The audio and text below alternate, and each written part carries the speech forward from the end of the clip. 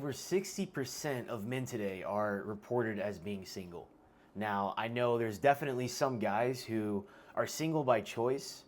A lot of guys don't even want to deal with it anymore, and a lot of guys are fed up, throwing in the towel. Just with the dating climate in 2025, it doesn't even seem like it's worth it anymore. It doesn't even seem like the juice is worth the squeeze, and I totally get it. But then there's definitely guys who maybe they do want their person, but they're really struggling. They're trying to put their best foot forward and they're really struggling still. Frustrated. I get it, man. Whether or not you're single by choice, the dating market is tough. Dating in 2025 is tough, but there's definitely some things that we can do as men to optimize ourselves. Because at the end of the day, life is really just all about maximizing the cards that you were dealt. And that means building as much value as you can into yourself, because there's things that you can't control. Maybe you're not the best looking guy genetically. Maybe you're not the tallest guy. Okay, but there's a lot of things that you can still do. But look, I see guys, uglier guys, reach a level of success, and then you're like, wow, he got this girl, look at him, how the heck? Because he understood the game. He understood that all that he could do is focus on all the areas that he could improve, okay? Now, the first thing I wanted to talk about is a lot of guys outsource their standards to society. So what do I mean by that? I mean, they let the algorithms dictate what their type, what their taste is, their type, right? You go scroll on Instagram and you see all these chicks who they shove into your face, right? Because they have your age, they have all the information, and so they're targeting you. And you're seeing this stuff constantly, and it's really brainwashing you. Not to mention porn as a whole. If you're watching that on a regular basis, it's not a good thing because it's just pixels on a screen and it's a false reality.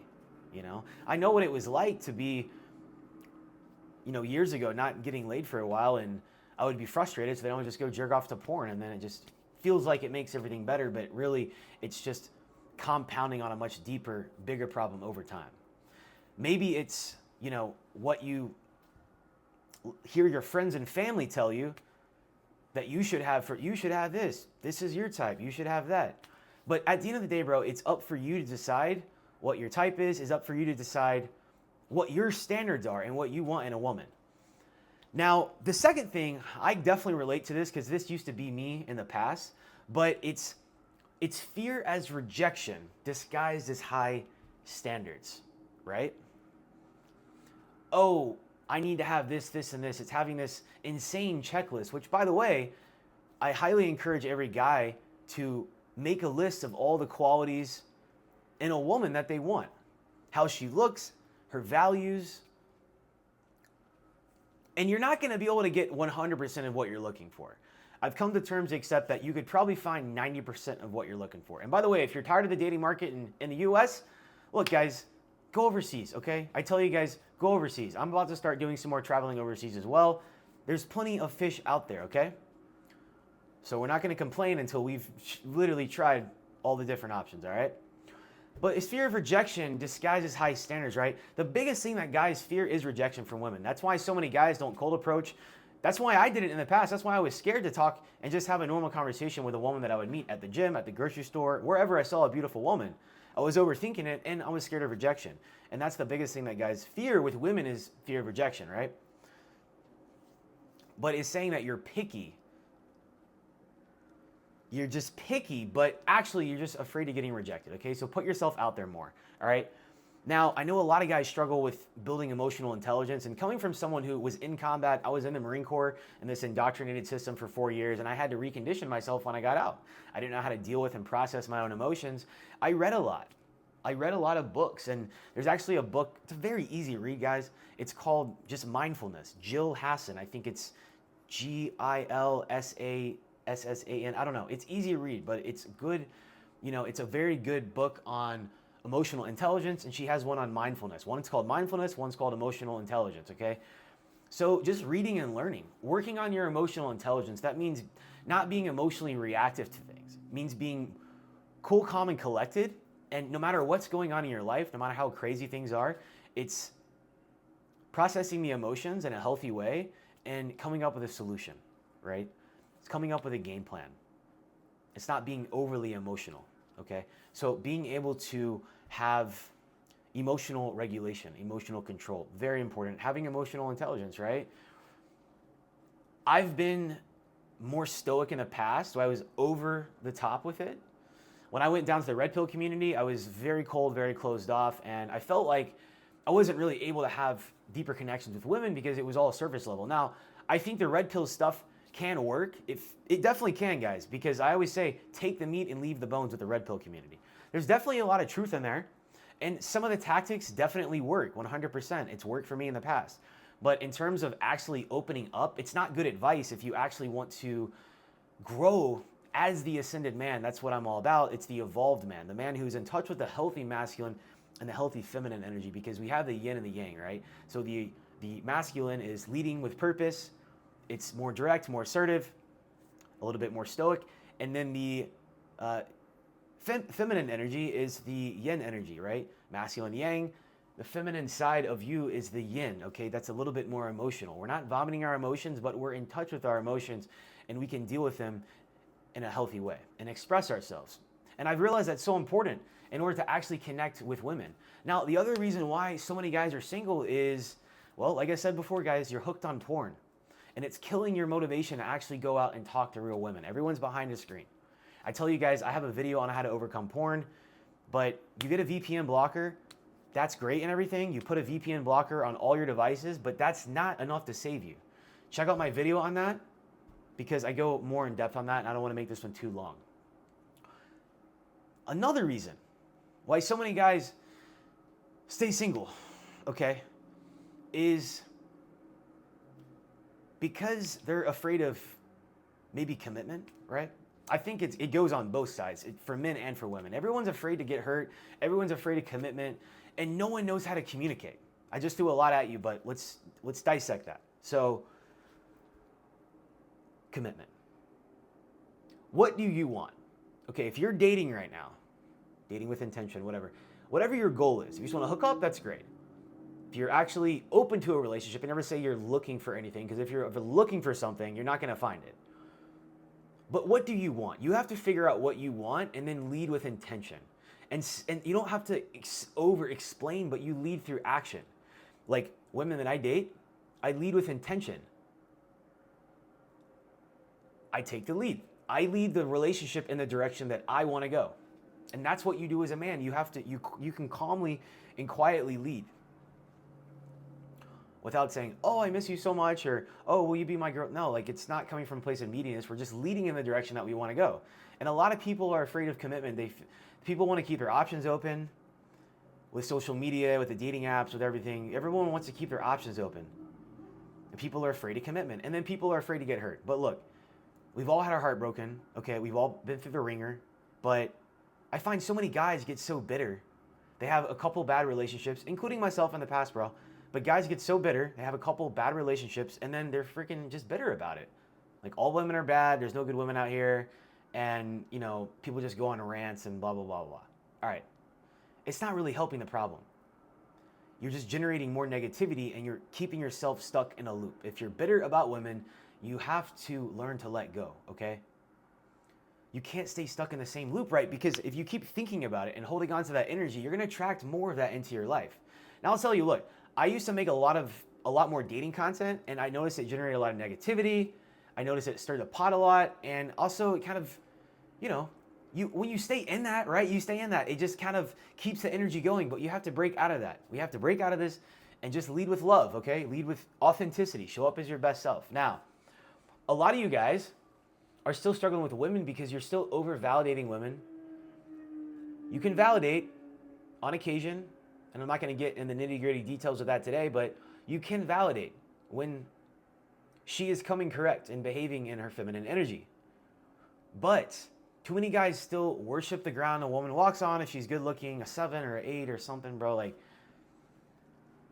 needy energy, pedestalizing. Anything you pedestalize, anything, you're basically putting energy out into the universe that's saying, I feel like I, just myself, am not good enough.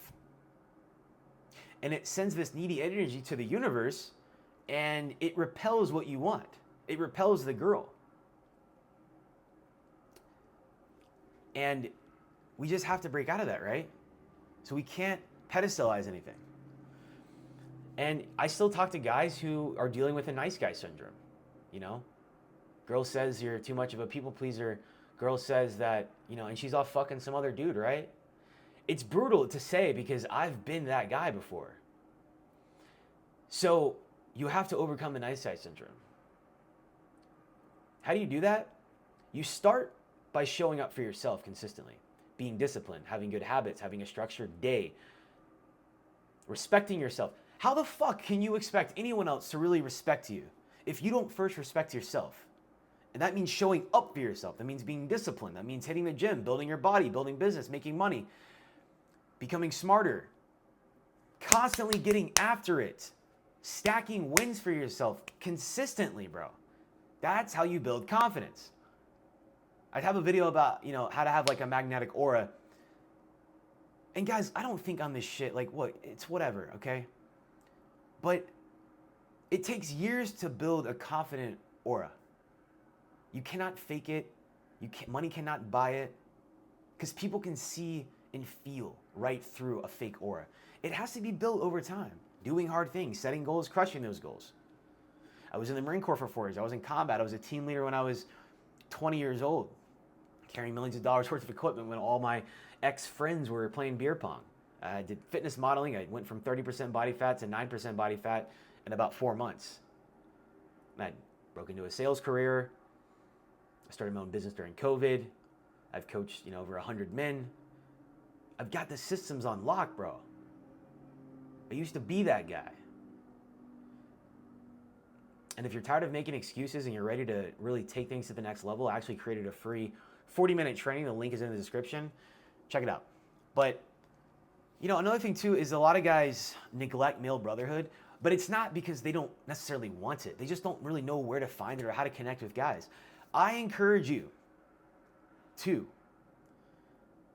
go to a CrossFit gym, start martial arts. I think every man, I did Marine Corps martial arts when I was in the military. I think, you know, and I had brotherhood when I was in the Marine Corps. You have to go find your tribe. So there's local meetups. You see a dude at the gym, maybe say what's up to him. Dish out compliments. It doesn't have to be gay. It doesn't matter, guys. Talk to people. But maybe get plugged into martial arts. We have to become a weapon in society. And that's the thing now is society is trying to weaken men more than ever. It's a war. We're at fucking war right now. Sharpen your mind. Sharpen your body. Become a weapon. Make yourself a weapon. So I think martial arts is a great place because you learn brotherhood. You guys are there. You guys are fighting and whatnot. You're learning valuable skill sets, how to be a protector. Okay. Maybe a CrossFit gym. Maybe you start, and maybe it's maybe it's a boot camp place, a workout class. I think group fitness is great, whether it's martial arts, it doesn't matter. I think it's great because you're investing in accountability, a coach, social outlet. I'm actually going to start going to a group fitness class where they do high rocks workouts. Especially just a really intense workout for 45 minutes. You're absolutely cooked. But, you know, going there in the morning, 5:30 before the day starts, before I start my 9-to-5 job, getting a win in, getting endorphins kicking, meeting people, you know, going in places where it's like-minded. And you know what? If you live in a place right now, if you don't live in a city where there's really a lot going on, and you've been there for a long time maybe, or maybe you've been thinking about moving, bro, I highly encourage you to move to a new city. There's a lot of great places. It depends on what you're looking for. I can throw out some recommendations. It really depends on what you're looking for. I think Atlanta's a pretty solid place. You get a good bang for your buck. Austin, Texas is pretty cool. Okay, I think Arizona's cool. Scottsdale's cool. Obviously, it's hot. You know, Colorado's cool, but then you got the snow, a bit cold.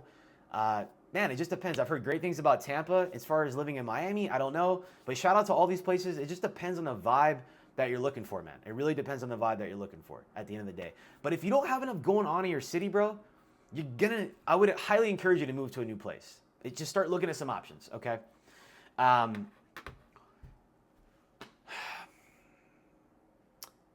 That's basically all I got for you guys today, man. Another thing I wanted to hit on was a lot of guys confuse freedom with avoidance. So this kind of ties to what I was saying earlier about fear of commitment. Labeling fear of commitment as freedom. Okay, So let's tie that in. Let's talk about that. A lot of people say, I just like my freedom, right? Which is totally fair. But I know this is going to resonate with at least one person out there because you're thinking about it. You say you like the freedom, and maybe you do. Hey, look, I've been single. When I say single, motherfucker, I mean I haven't been in a committed relationship in over 9 years, okay? There's a reason for that. Because I was afraid of commitment for a while. I said I just wanted my freedom. Yes, the freedom is nice, but it's twofold. I was afraid of commitment. I was blue-pilled. I went red-pilled for at least 4 years. I was afraid to get hurt. I was afraid to open up.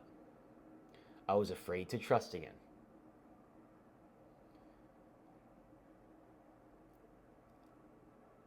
But there comes a point where if you really want to attract that into your life, if you actually really want that connection with the right woman, you know it's not going to come into your life until you're ready to receive it, right? You're just going to continue staying stuck in this loop and repelling what you really want from you. Think about that. Thought exercise for you. Ask yourself.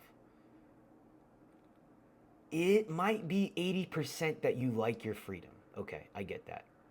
But ask yourself, is there a chance that maybe at least 10 or 20% of that is because I'm just afraid of commitment, because I'm afraid to get hurt, afraid to open myself back up, afraid to take some armor off? And you shouldn't just take your armor off all at once. Piece by piece, as someone shows up for you consistently. It's just like in relationships, friendships, romantic relationships. We learn to trust people through consistent action, right? Fuck words, man. It's putting your money where your mouth is. It's showing me through action that you're coming correct. Through action, people show you, not what the fuck they say. Listen, watch what they do, not what they say, okay? Another reason I know a lot of guys stay single because they're like, you know what, man? It's too stressful with the finances because the economy's tough. The job market's more tough than it's ever been.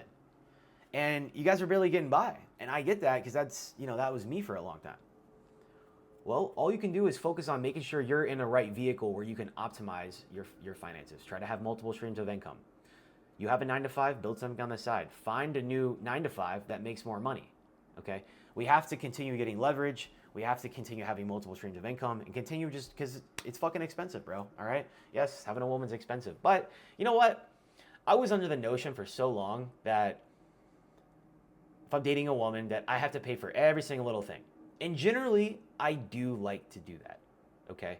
I'm pretty traditional when it comes to that sense, but I'm also flexible too, man, because here's the reality, bro. A lot of women have their own money these days. They don't need your money. The kinds of women that we're talking about here that we want to attract into our life, we're not gold diggers.